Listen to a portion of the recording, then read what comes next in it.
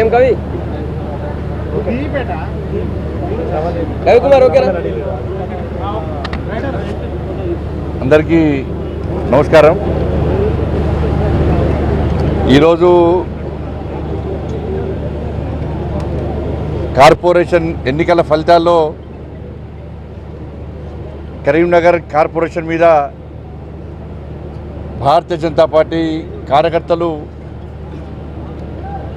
కాషాయపు జెండాను ఎగిరేయడం, కరీంనగర్ కార్పొరేషన్ను భారతీయ జనతా పార్టీ కైవసం చేసుకోవడం చాలా అదృష్టం, చాలా గొప్ప విషయం. ఈ అద్భుత అవకాశాన్ని మాకిచ్చి మా అభ్యర్థులను గెలిపించి నరేంద్ర మోడీ గారి యొక్క సారథ్యంలో కరీంనగర్ను అభివృద్ధి చేసే అవకాశం, కరీంనగర్ ప్రజలకు సేవ చేసే అవకాశం కల్పించినటువంటి కరీంనగర్ ఓటర్ మహాశయులందరూ కూడా శిరస్సు వంచి ప్రణామాలు చేస్తున్నాం. ఈ సంతోషం పట్టలేనిది. ఒక లక్ష్యాన్ని ఎంచుకున్నాం, ఆ లక్ష్యాన్ని చేరుకోవాలనుకున్నాం. అందరం కలిసికట్టుగా మా జాతీయ అధ్యక్షులు నితిన్ నబీన్ గారు ఏదైతే ఆదేశం ఇచ్చారో, మా రాష్ట్ర అధ్యక్షులు రామచంద్ర గారు ఎంత లక్ష్యాన్ని చూపెట్టిండో,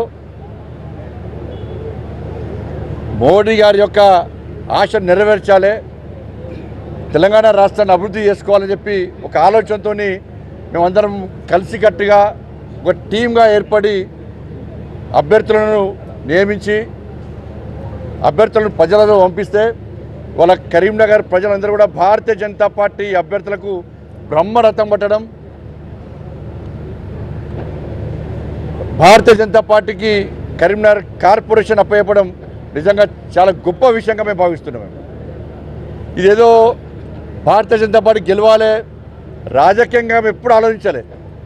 సరే, చాలామంది కూడా బండి సంజయ్ హిందుత్వం ఆడతాడు, బండి సంజయ్ నయా పైసా దేలే, బండి సంజయ్ ఏం చేయలే అని చెప్పి ఎవరైతే పిచ్చి కూతలు కూసిరో వాళ్ళను ఎక్కడ దెబ్బ కొట్టాలనో అక్కడ దెబ్బ కొట్టి ఇదిరపై నరేంద్ర మోడీ గొప్పతనం, నరేంద్ర మోడీ ప్రభుత్వం కరీంనగర్ను చేసిన అభివృద్ధి ఇది.